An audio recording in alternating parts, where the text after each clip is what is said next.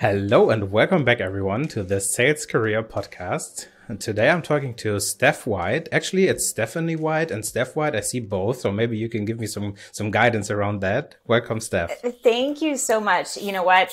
It's easy. Whatever works for you. Steph, Stefania, Stephanie, whatever works, whatever country you are in. I'm flexible, but generally most people call me Steph White. Nice. Yeah, I would think I will go with Steph, even though I like Stephanie, like the German saying of it, like Stephanie. Yeah. It's also very nice. Great to have you today. And before we get rolling and talk about your career, about everything that you do in tech sales, so let's start with a little time travel. If you could go back in time and talk to your younger self when you started your career, which advice would you give yourself? Just do it. I think that would be my advice. This is a real-time answer, everybody.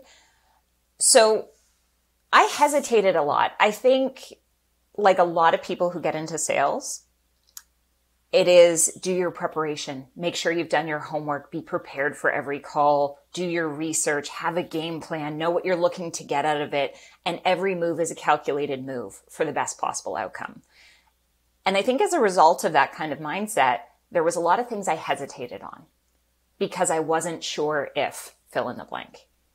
Mm-hmm. And 20-ish years later, I look back at my younger self and I just, inside just want to scream, like, just do it. Just try it. It's okay. You will fail. No matter how much prep work you've done, no matter how much research, no matter how much homework, no matter all of it, you will fail. And that is okay. And you will actually bounce back better. It's not a cliche. Just do it. Just try it. It will lead to good things. That would be my advice. Mm-hmm.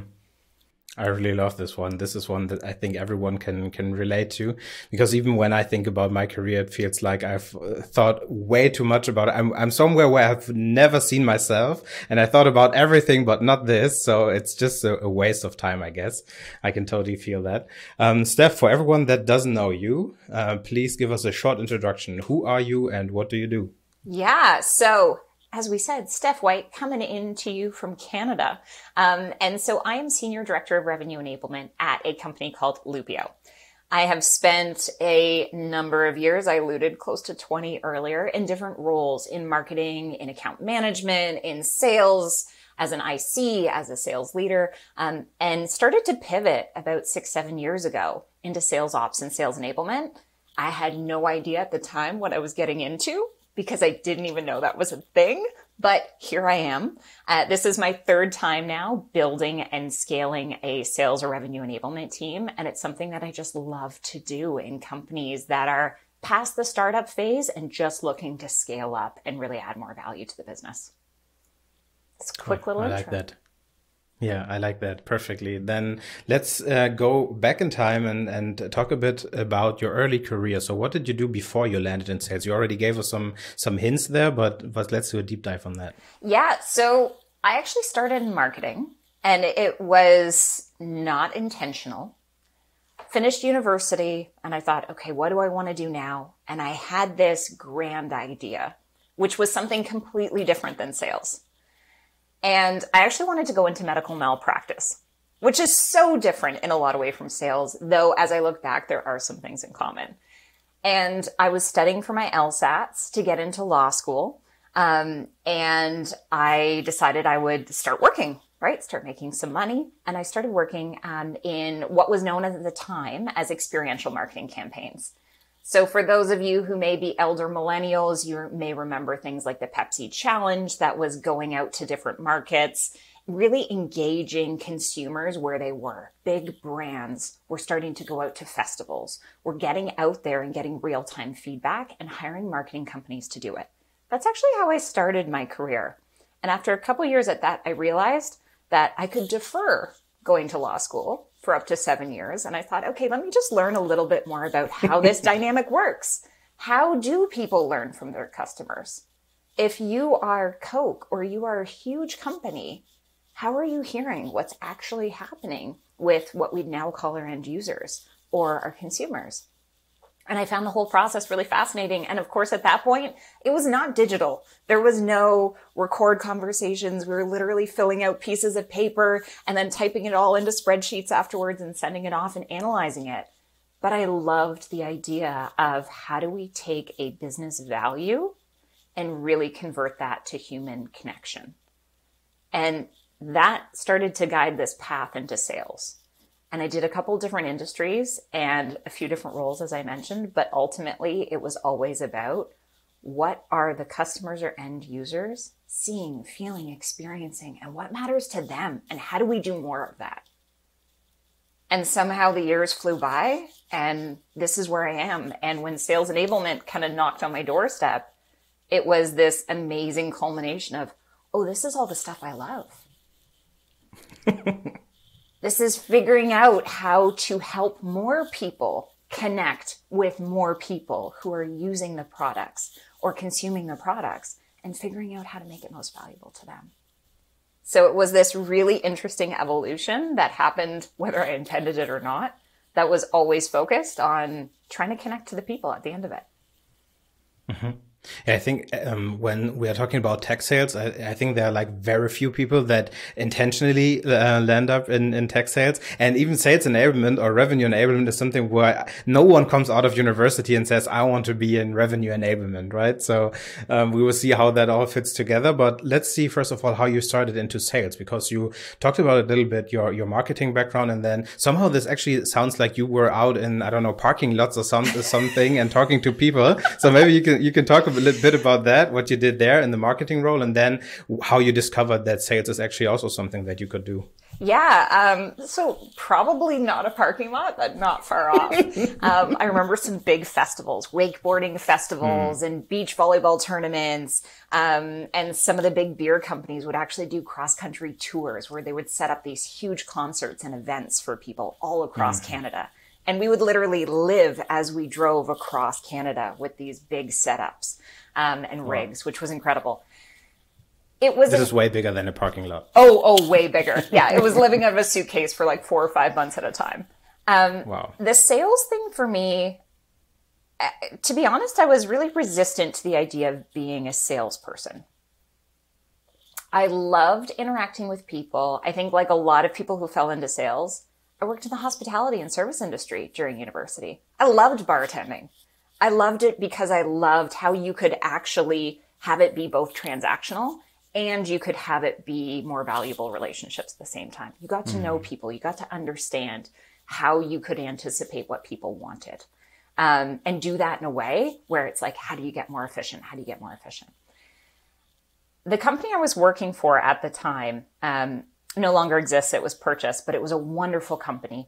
It was about 500 people, and they had 2 divisions, one being marketing events and the other one's being sales and merchandising for a lot of the same companies that they ran events for. So primarily consumer packaged goods. So whether that was makeup brands or food products at the grocery store, and somebody kind of came down to my desk and said, you know, this client contract is ending. Have you thought about moving up to the 4th floor? We were on the 3rd floor for the marketing campaigns. 4th floor was the salespeople. I was like, well, I don't know what's Moving happening. Up sounds good right? already. Yeah. It was only a 6-story building, so not that many floors to go up. But so I thought, okay, I'll give it a shot. I was in my early 20s, and it was an opportunity to work with a very large dairy company in Canada who was selling into grocery stores and help manage the sales reps that were actually selling to store owners and going into the Walmarts of the world. And so I actually cut my teeth, so to speak, physically going into stores and helping sales reps understand what mattered most to the GM of a Walmart, what mattered most to an independent grocery store in terms of literally having booking order sheets, again, before computers, right? And working that deal. Okay, listen, Tyrone, I would love to be able to give you a big end cap of this new product flavor that we're launching. And you come back to me and you say, okay, Steph, but like, here's what I'm going to need from you. That real-time negotiation that started to happen and figuring out how you could add value in different ways physically in a store was when sales went away from the dirty car sales connotation that I had in my head and actually went towards how can I offer value beyond my product?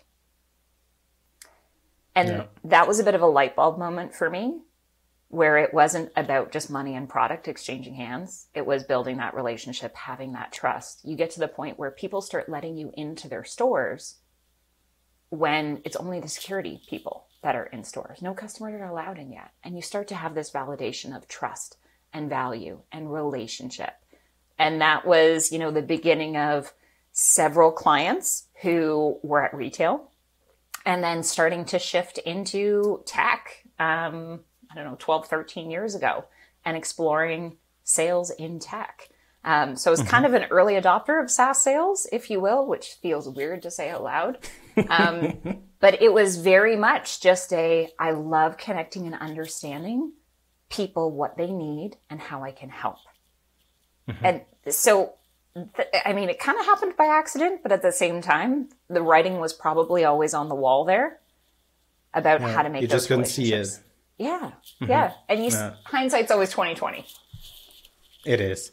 It's so funny that you say like these, how relationships can actually evolve, right? When you do bartending, when you work in retail, or when you sell to the Walmarts and whatever of the worlds, then it feels like you can always do transactional stuff, right? You can always give someone what they ordered. You can always like try to push in your product, but there is this certain level where you go above, where you say like, okay, I first of all want to understand this person, right? When someone comes into my restaurant for the second or third time, do I still remember what this person ordered last time? Will I approach it like, hey, what you ordered last time? Or will I go again and say like, what would you like to have today? All these like little transitions that you do that make it complete difference, I think. And that's also something that we see in tech, a lot, right? You can do like I do my qualification, I do my discovery, I do my validation, I do the demo, and then buy. And there's something else that you can do. And now we are talking about sales enablement. So how did you get into sales enablement? How did you find sales ops and sales enablement within tech sales? Yeah. So the simplest answer is they told me to do it. So I didn't know what it was. I truthfully did not know it was a thing. It really was in its infancy in Canada. I later found out it was legitimate in the US, but at the time I didn't know anyone who did it. I didn't know any books on it. I didn't know where I could learn about it.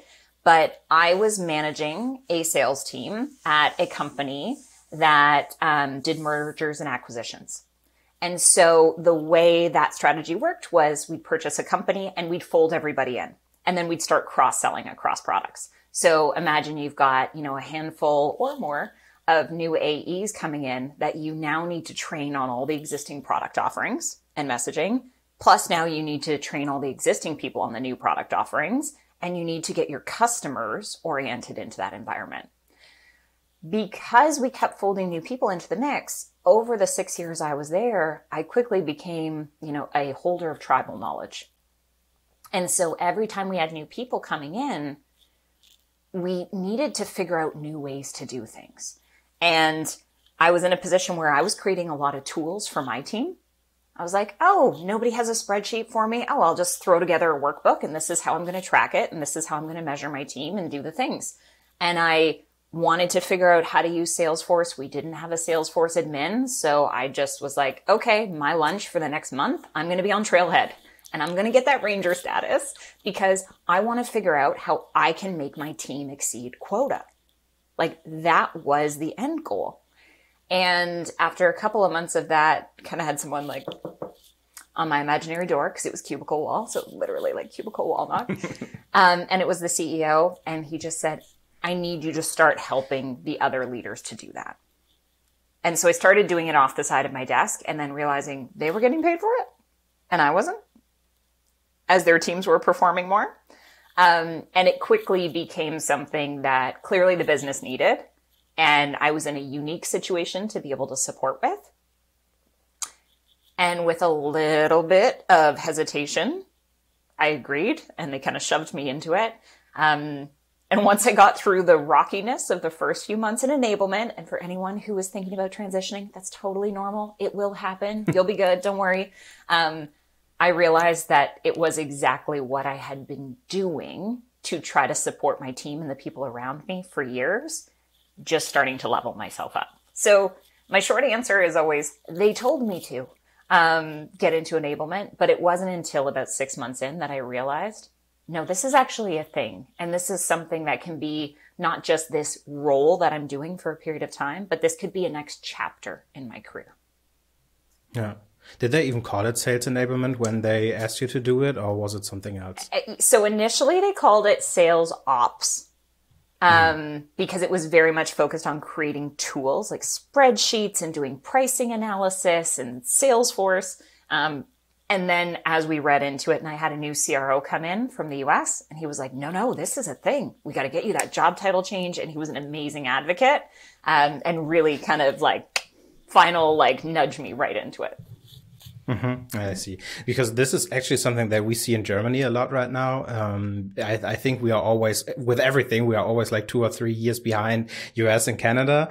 And it's like, we see that people, they start to see the title of sales enablement and they are seeing like what fits into it. And then they're like, hey, hold on, you are not sales ops. You're not a sales trainer. You are not this and this. You are actually an enabler. So I really can see how that evolved, like the years, that you were talking about. But let's do a little deep dive on what you said with the stumbling and struggling in the first weeks, because I actually can feel how people would feel when they get into a role like this and you are not a leader anymore, or you are not an IC anymore, but now you need to build playbooks and tools and everything. So how did that actually feel for you, and how would you tell someone now that is coming into enablement to cope with this feeling? Yeah, so I think it was twofold for me. On the one hand, I love just trying things for myself. Part of why I love scaling startup companies is because I don't like to have to work in a box. I love creating things that are new. So the creation element, I loved. I think the best way to describe that first few months is both one of being incredibly humbled, because here's the reality. About a third of enablers are former sellers, which is great. It gives us insight on how to do the role. However, check your ego at the door. The sooner you check your ego, the better, because two things happen when you move into enablement. One, you can't control anything anymore. We talk about control as a seller, right? When it is your forecast, your quota, your book of business, you control it. It's up to you. Whether you succeed or fail, ultimately, that's on you. You could call more people, knock on more doors, do all the things. But when you go into sales enablement, that's not about you anymore. Like, you have zero control over what's happening. All you can do is try to be as strategic as possible to help the most number of people possible. So that was a big thing. The other piece of that was what made me successful wasn't going to work for other people. So understanding that while having been a seller is an asset when you move into enablement, because you can provide some real-time coaching. Hey, I heard this inflection in your client's voice on that gong call. There was an opportunity to lead in there, right? Did you hear that pain? We could have gone here. Let's role play that out for next time on, let's say, pushback that comes up. But understanding that what works for me and my sales style is not going to be what works for you. And not only is that okay, that's a very good thing. So in enablement, we constantly are looking around at all the sellers around us, at all the customers around us, and trying to learn from every person. Who's the best at this? Who can I learn from at this? It's continuous. So I always say, check your ego at the door. It's no longer about you. You have to give, to quote my friend Roger Jefferson. You have to understand that you cannot control anything anymore. We're going to try, but you can't. And you're not going to get the spotlight. So when you're a seller, you close the big deal. Everybody in the company goes, way to go, right? You get the commission check that happens. When you're in enablement, it can be 6 months before you find out if you've had any impact at all. And when you do, it's going to be the individual sellers that get the credit for it, not you. And you have to be okay with that. So I think it was humbling doing the transition. It was also really fun because I got to create so much. But, I always say to people when they're thinking about making the transition, before you think about anything else, just focus on why you're doing what you're doing. If you're going into enablement, the best thing you can have for that rocky transition, because it will happen, you will stumble, you're going to screw up, especially if you don't have a leader in enablement to teach you all the things, which I didn't, and many don't.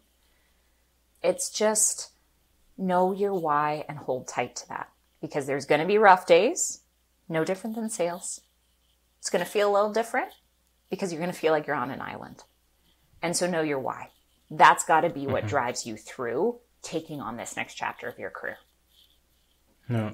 Yeah, and I think that this is even further than being in sales leadership, because in sales leadership, you can still sort of control, or you can at least manipulate stuff a bit so that you feel that you are in control, and you can manage up a bit. But when you are in sales enablement, it's like you are on the, someone called it like coaching from the sideline, right? You did it from the sidelines, and then it might be a point in time where someone will start pointing fingers at why didn't you do this, or we need to do this now. So then this like ad hoc stuff comes at you where you feel like, hey, that's not my fault, right? I didn't do it wrong, but you still have to like take responsibility for it. And so I think it's even further away from being in control than someone in sales leadership would be. Or how do you see that? Oh, 100%. And I'm sure people that I used to manage, if they hear this, will be like, oh yeah, she totally did. It is so easy when you're a sales leader, when a deal gets stuck, you encourage your sellers. Pull me in. Bring me in to speak to that champion. Let's go multi-prong approach, right? Let's go wide and deep. Introduce me to their VP of sales if you're a VP of sales. You're an escalation point. When you're in sales enablement, you're not an escalation point anymore. There's literally nothing you can do. I also was of the camp that I had to be closing my own business when I was a sales leader.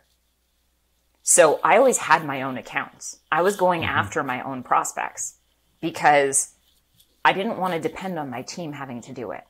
And sometimes whales fall through and don't happen the month you need them. And you still need to carry the quota for your team. So you could still be working the phones. You could still be an escalation point for deals. You can step in and close deals when your team members go on a PTO. But enablement, you're totally like, you're out. You're done. You create the baby. You do it with the best intentions and you send it off into the world. And then you're there for reinforcement training and you're there to like measure it. But ultimately, so much comes down to manager coaching and driving adoption and reinforcement, and your sellers absorbing and understanding and applying what you've tried to communicate. So yeah, you have no control. Like, sit your butt in the bleachers. Forget the sidelines. Get over to the bleachers. You're done. Steph, actually, I wrote down like a question that I wanted to ask you today is like, why are you so passionate about sales enablement? But I think I can totally skip that question because I heard everything. I can really hear your why through whatever you say already. So anyhow, let's do the question. What do you think why sales enablement is something, or revenue enablement actually is something that you're so passionate about? I don't know that I have a succinct why. I think it's just in a lot of aspects of what the role is. Enablement comes in 42 flavors, just like Baskin Robbins. Some days it feels like there's more flavors. And it's not going to be the same for everyone. And roles are different, responsibilities and companies are different. But at its core, I believe sales enablement is people enablement.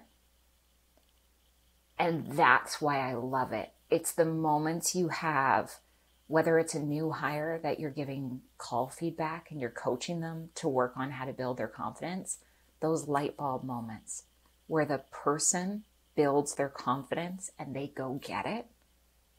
Like that. That's my why. It's the people enablement.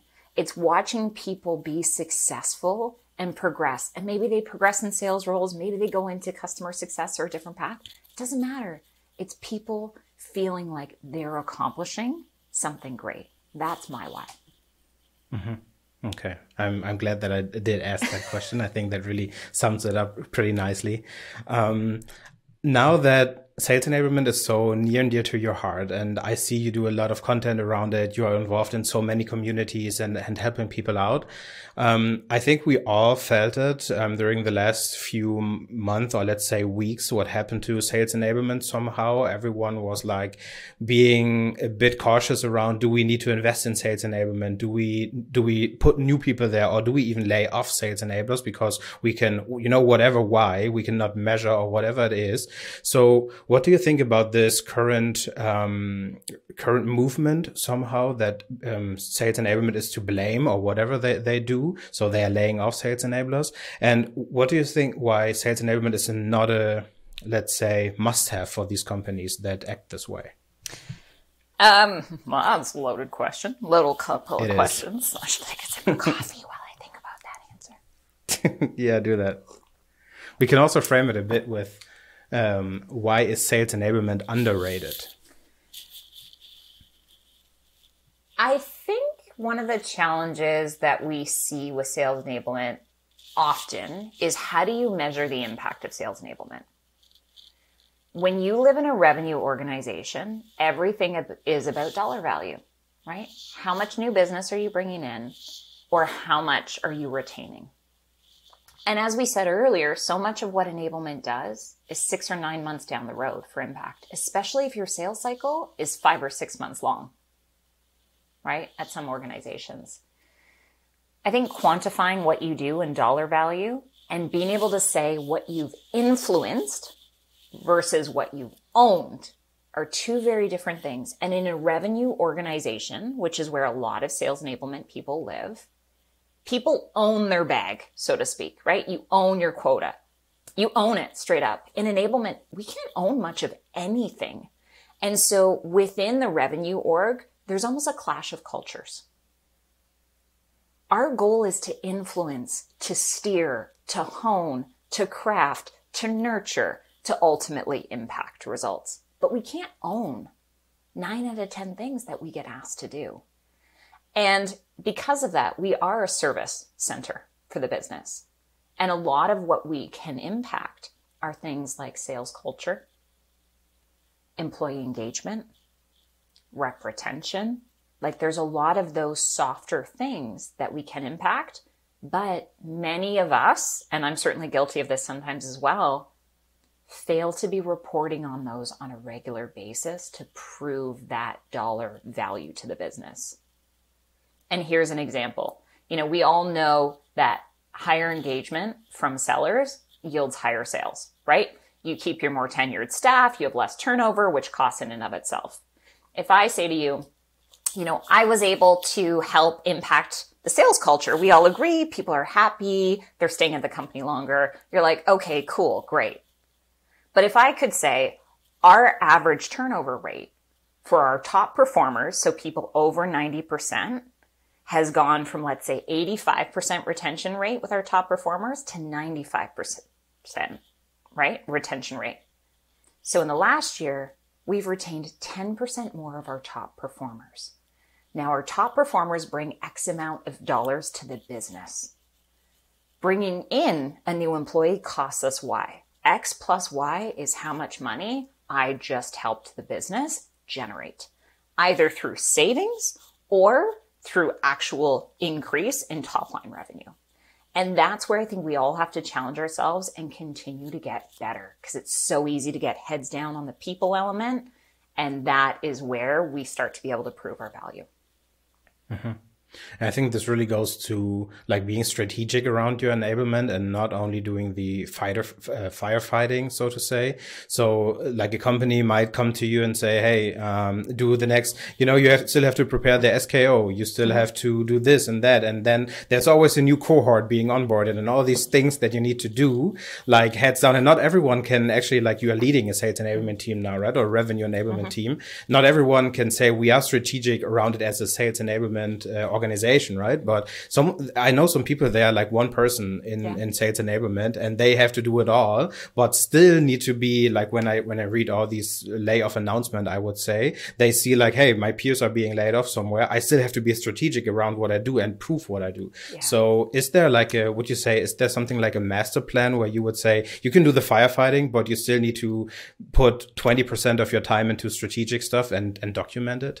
Yeah. So obviously it depends on your role and the size of your company. If you're a solo enabler, you live in a very different world, especially if you're in a larger company. For me, I like the 50-50 rule. 50% tactical, reactive, or short-term, 50% strategic for me in my role today. And so what that looks like in real time, I can talk about my day. Today, I'm reviewing training decks that our program managers have put together for new product offerings that we have coming out. Really important to make sure that the quality of our training content is high. That's tactical stuff, right? That's just in time delivery stuff that I need to do as a people leader to make sure that quality is there. The flip side is I'm also building out priorities for Q3, which is 6 months away. But I need to be thinking, what are we doing 6 months from now? Because guess what? What we're delivering today, I was already thinking about 4 to 6 months before. And all of those things take time. And so I like to use the 50-50 rule, and I literally approach my week. And it's like, okay, I want to accomplish 2 big milestones this week. One of them is going to be short term. One of them is going to be long term. How am I moving each of those boulders this week? And whatever else comes up during the week, because it comes up, hey, can you create a new onboarding plan? We've actually decided to create a net new role and they start next week. It's cool. That's not a problem. I can totally do that. That's totally fine.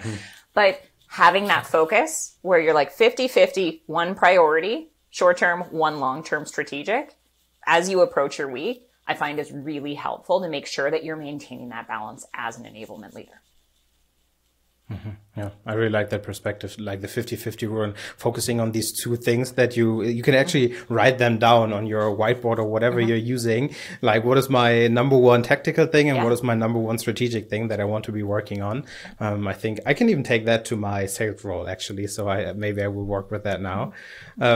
So Steph, what do you advise people starting in sales enablement, or when they think like, hey, I'm an SDR, I'm an account executive or a sales manager, but I see sales enablement and somehow I want to be on that side. I really like what they do. I'm really passionate about it. What do you advise them to start off with? Yeah, I would say don't feel that you need to follow the traditional sales career ladder. And some people may shudder when they heard me say this. I'm a big fan of the zigzag career. And what I mean by that is if you're an SDR, your next step isn't necessarily an AE. Yes, people will say, well, that's the path. And then you go to sales manager and then sales. Throw that out the window. That might not be your jam. And not only is that okay, that is something that you should absolutely explore. You could go from being a SDR or junior salesperson to taking a role as a sales enablement coordinator or content creator or maybe training person if you're really passionate about sharing insights with others. And that's not a detour. That can be a diagonal move, which then sets you up to be a sales manager in your next role. So always think, when you're thinking about your career in sales, about that potential zigzag. Again, it's not like a ladder. It's not like, well, it's lateral or vertical. No, it is absolutely okay to go from being a senior SDR to maybe a customer success manager. Go learn what customers experience after the sale. Do that for a couple of years. You will be a better and stronger account executive for it, I promise you. Just embrace that zigzag career. Go experience different things that are all about what it is that you're passionate about, connecting people, solving problems, and offering value for what you do. Yeah, I love that. Actually, this is something that I see with some people in my network. They have been, let's say, SDR, for example, then maybe an SDR leader, or they went from being an SDR to something in enablement. They would not be like a senior role, but they would be doing like a junior sales enablement role. And then from there, they start to explore like this path, right? They go to training here, learning there, and doing all of these things, and then coming back into sales and like, let's say IC role or something, and they have a so well-rounded profile because they are more, how you say it, like reflected, I would say. They can see themselves and coach themselves because they will start looking at their own gong recordings, at their own chorus recordings or whatever, and start to say like, hey, if this was someone else, what would I say now? And I think this is a really valuable asset to anyone in sales, being able to see yourself and coach yourself somehow. Plus you will have external coaches, right? You're so right. Yeah, I love how you just pulled that out. The coaching aspect is huge. And that's something you'll learn in enablement, tech stack. Just when you think of yourself as a salesperson, think of yourself as a revenue engine. And any step that you take to understand how the business can generate more revenue is a good step to understanding how you can offer more value to the business in the years to come, not just tomorrow. Love that. Steph, I have to say we're at the end of our interview. I've asked all the questions. Time is flying. I would like to ask 50 follow-up questions, but maybe we do a part 2 for that. Is there anything that people can do for you that you would like to place? So this is the stage is yours question. You can place whatever you want to have. Yeah, I mean, I'm not one to sell myself. So don't worry, everybody. That's not going to happen right now. All I would say is if you're interested in enablement, connect with me on LinkedIn. And what I mean by interested in enablement is if you're a sales leader thinking about how do you scale your function, how do you create enablement for the first time, come connect with me. Let's chat. I'll help direct you to resources. I don't know everything. None of us do. We learn by nature of being enablers. And we also enable others. So connect with me. Let's chat. Let's figure out how I can help or how I can help direct you. Because ultimately, my goal with these conversations and so many like it is let's empower enablers. We're people enabling people, enabling people. And we're a community. No one's an army of one. And so come connect with me, hang out, let's chat, let's grab a virtual coffee, and let's talk sales or enablement, whatever works for you. Or revenue. Or revenue, yeah, or customer success. Like, let's talk about all of it because I'd love to learn from other people too. Cool. I like that. I will put everything in the show notes. You are involved in so many initiatives, so I will try to direct people where you are, where they can find you. And of course, it's LinkedIn for everyone. It's LinkedIn. So, Steph, thanks for coming on the show. It was really nice to talk to you. And thanks for sharing also your perspective on sales enablement, even though it's a loaded topic right now. So I really liked it. Thank you. Thank you so much. Bye-bye. Bye.